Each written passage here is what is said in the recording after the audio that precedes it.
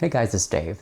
Today I want to make a short and sharp video addressing some of the most commonly asked questions I see in my comments, in emails I get, and on Facebook groups regarding Hoya problems. And then I'll address a little misnomer at the end of the video, just something I see come up from time to time. I don't want you to have to worry about it in your own collection. I think I will start with spots on leaves. And this is both the most correctly diagnosed of issues on Facebook and most correctly undiagnosed. Let me show you what I have here. I grabbed just a couple. I could do a lot more than this. But here's an example of one that if I were a new Hoya grower, I might wonder what is going on with this leaf, because all the other leaves on this plant look terrific. Not this one. What's going on? What's your diagnosis? Let me grab another one real quick. Let me show you what I have for my Florist Island. Here is the back of a leaf. Now this is a grown from seed plant. This is a UT039, by the way. And here are some of the newer leaves, which you can see don't have any of the spots. And let me get up a little closer. So nothing, terribly major on this plant. Now, if this were a really warm, loving plant, I might expect to see those dots with very cold temperatures or temperature fluctuations throughout the day.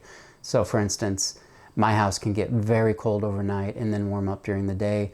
I would say Macella, Larissa, probably any number of other plants that are really heat-loving plants will show those signs of distress. That's not the case in this one. I find it very, very common that from seed-grown plants, I will have what is edema. And I'm sure many, many of you have heard of that and know exactly what it is. This is a video aimed more towards that beginner Hoya grower. So when you start seeing things like this, people will point out that it's from inconsistent watering, which that's certainly one way to look at it for sure. But a more thorough explanation, just so we understand exactly what's going on, is that when a plant gets very, very dry and then you water it thoroughly, which is how I water all my plants, complete soaking, it will greedily take up as much of that water as it possibly can, more than the leaves can transpire naturally. So transpire meaning when you see the drips, especially if you've got Monstera philodendron, you'll see like it'll make your furniture wet, for instance. Most Hoya aren't quite that dramatic, but it does have that same effect. But these leaves fill up with water and then the cells burst. And that's what the little dots are. It's harmless and it's permanent. So you're kind of stuck with that. I say seedlings, in my care anyway, are particularly prone to that because they have incredibly fine root systems in general and leaf systems in general. So it's a very fine balancing act between never letting a seedling dry out and then giving it too much water. And those leaves seem to me anyway to be particularly susceptible to edema. And like this plant, almost always grow out of it. This plant is a miracle that I've kept up on the watering, because if you've seen my most recent repotting video, which was a while back now, it's in a completely inappropriate substrate, not what I like to grow my plants in, but what I had at the time last year, early last year. If you want to know what I grow in, which is just 3 ingredients, it's kind of heavy, an awkward angle. They're linked in my description. So very inexpensive substrate that I have had really great success with.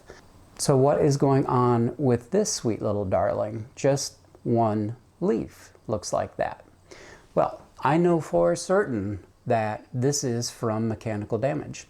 And all of those red blotches are from the anthocyanins that are in the leaves. That's what will give the chemical ingredient that will give a sun-stressed plant that red or deep purple look.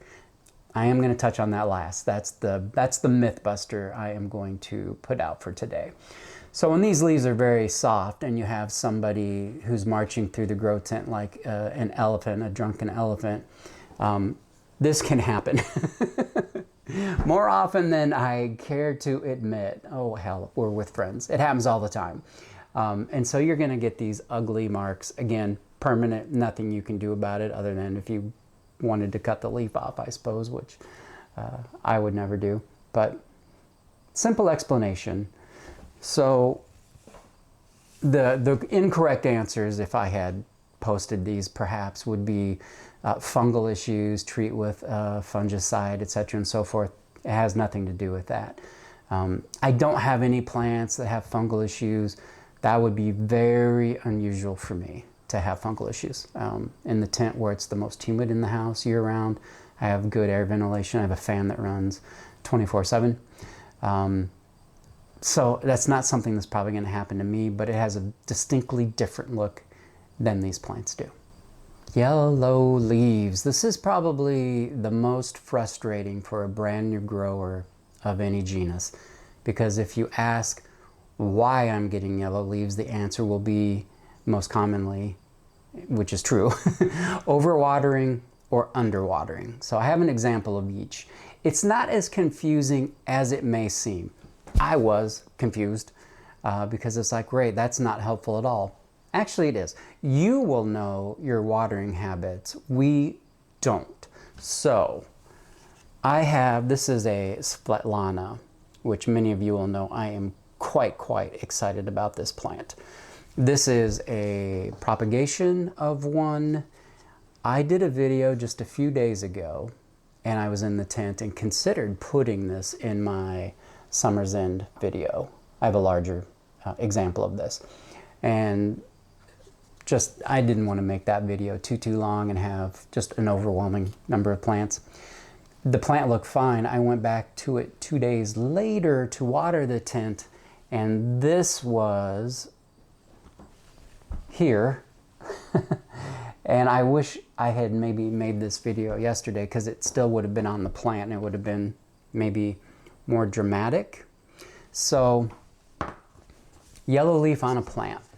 What can go wrong, or what is natural? Here we have a beautiful Mendorensis, if I do say so myself. Gorgeous plant, has a peduncle that is getting fat, and then here we have a yellow leaf. Let me make sure that was in the frame. Yes. Okay, so down here, yellow leaf. Is that a problem? Is something going wrong? With this one, I would say no. That's one of the oldest leaves on this plant. Could I have watered this maybe before it needed to be? That certainly is possible, and it will jettison the oldest leaves. It could just be time for this leaf to go. It's not a pest issue. Something else I will touch on today. So that I don't worry about. Couple old leaves, maybe I made a mistake, maybe I didn't, who knows. This is a problem. Something went wrong with this plant. I don't know that it's going to show up great on camera, that some of these leaves look a little bit pale compared to maybe these leaves, which do not. So I guess it's, oh, here's one that fell off. It's definitely yellow. And several did fall off while I was playing around in the plant room the other day. So what has gone wrong with these last two plants? This is a Crassid petiolata, by the way. This one's underwatered. It is in a very small container that is already dry again, it looks like. Maybe not. Yes, it is. So this is primarily roots, and I've not done a great job of keeping up on the watering on this on purpose, because I wanted it for the example of this video to show what happens when, one, you keep a Hoya in too small a container. It is very difficult to keep up on the watering properly. And I would encourage people to consider not just the leaves, but the roots.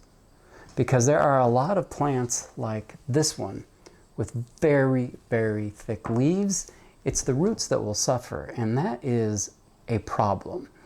That's kind of off topic, but I'm talking about watering plants right now, so I will put it in there. Plants turn yellow because underwatering, overwatering, two, are the most common. I know that this is underwatered because I'm the person who's responsible for this plant. So I know it gets dry, I know it's very light when I water it, and I know I was doing it a little bit on purpose because I'm going to propagate this plant. So that's what I know. We won't know what you're doing at your house, but you'll have an idea. If your soil is always wet, or whatever mix you're using, you're probably overwatering it. You're going to want to let these get, this is a broad stroke, but pretty dry before you water. Plant like this that has a leaf very suddenly turn yellow, I probably watered this in a real scattershot manner, and it just didn't need it, and it didn't have anywhere to put it, and so it jettisoned this leaf. Why did I do that?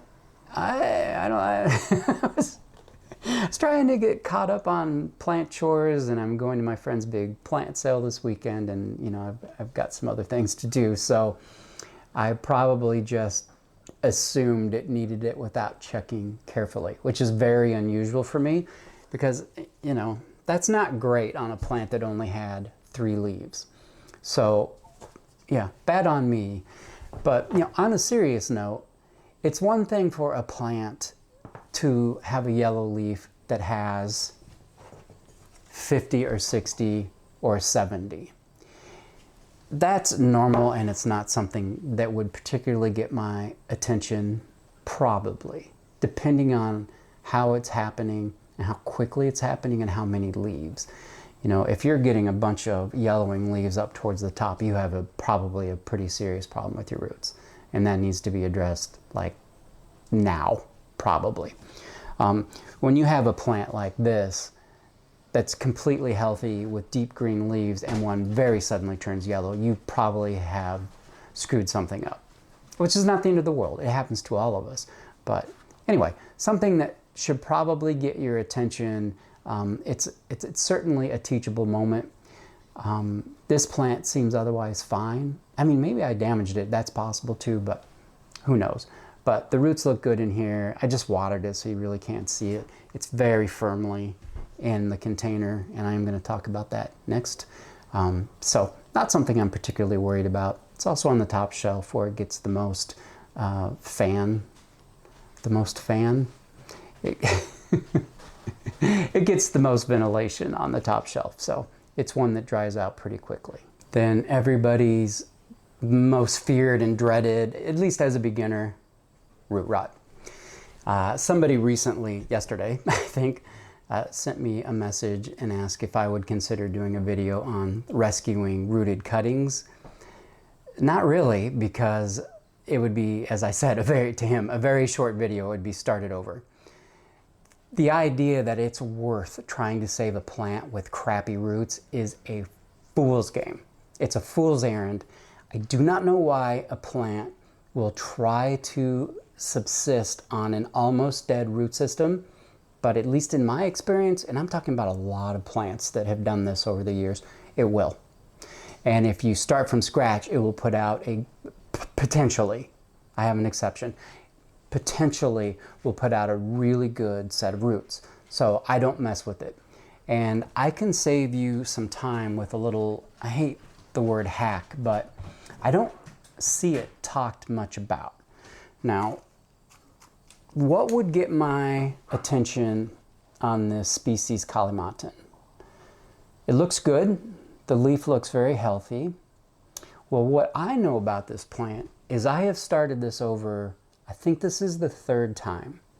Now I have a larger version of this plant that I started over, that I bought, and has been growing well. And it has props that are in other people's homes that are doing well. This one has not. That makes me think something is wrong with this particular plant. This ranuensis looks fantastic. This is another seed-grown ranuensis. I have sold some of these to you all.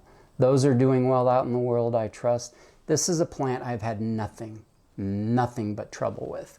And it's trying to grow, it's trying to do something. The plant looks good, right? Miro just put out a video, and it spoke to my soul when he said, if a plant hasn't grown in, say, I think he said 6 months, you need to do something different. I don't accept that a plant doesn't grow for 6 months. I mean, it doesn't make any sense to me that it wouldn't. And as somebody, like many people, who take cuttings and propagate and sell them, to have a plant that wouldn't do anything for 6 months, it's illogical. We wouldn't do it. We just wouldn't do it. It wouldn't make any sense at all. This plant that looks great, how do I know there's a root problem? I'll show you up close. So this is the hack. When in doubt, just try this. Make sure you can see in there. When I pull on this, this should be very firmly rooted in here because it's been in here for a long time. Do you see how loose that is? That's what we call not a good sign. Not at all. You see how loose that is in there? That should be very firmly attached. That tells me there's essentially no root system at all. We are going to find out together. And I couldn't find my potting mat, and I have a meeting at 12:10, so we're just going to trust that I'll clean this up later. And here we are. Completely rotted out. No surprise at all. So there's the answer. I'll be throwing this away. This just does not want to live. Goodbye. And that's fine to do. You know, after 3 times, and same with this plant. Actually, I said I had an exception to the rule.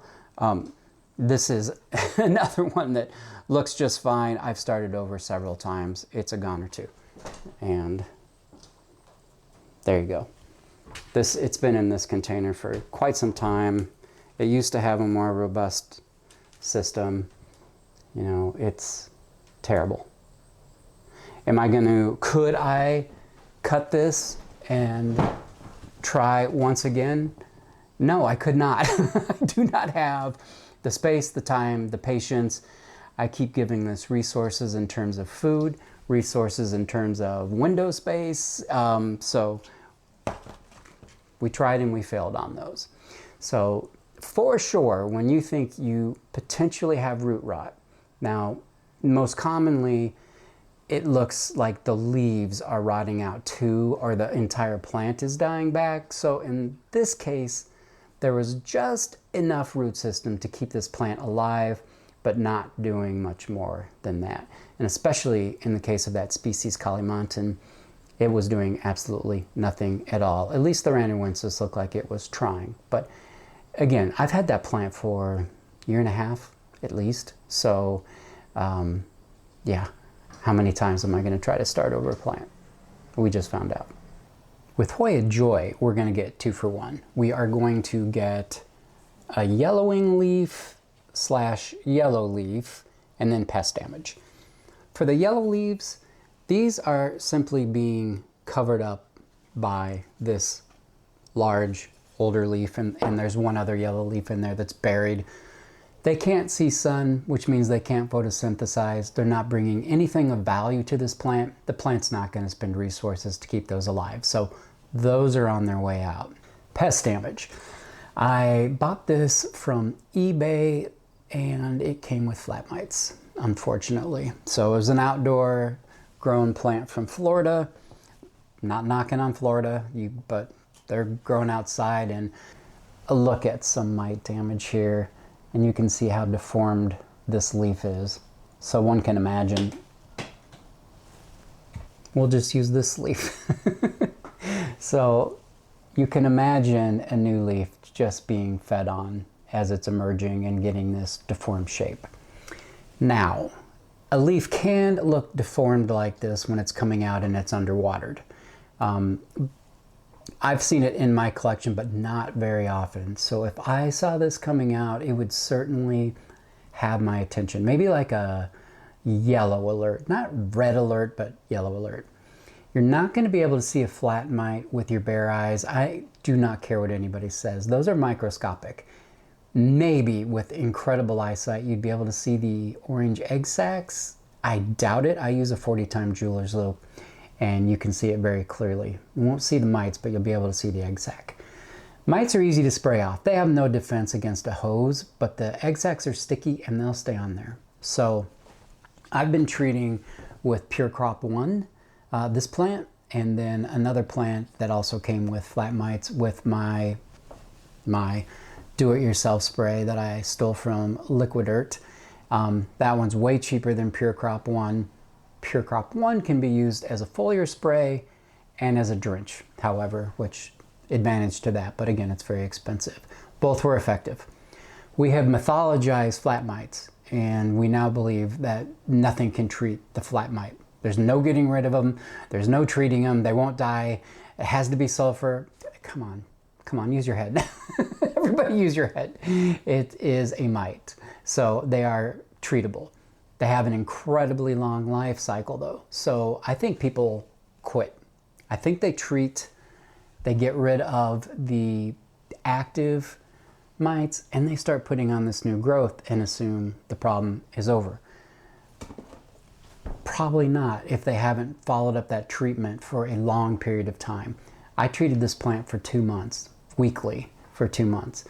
It's now been a month and a half or more maybe, no return sign of mites at all. And you can kind of tell when you're getting like the new growth, especially, you know, down towards the base, which is where you're kind of maybe more likely to see it. But when you're seeing new growth that's coming in, that's just fine, and it proceeds to grow normally, you can be pretty sure.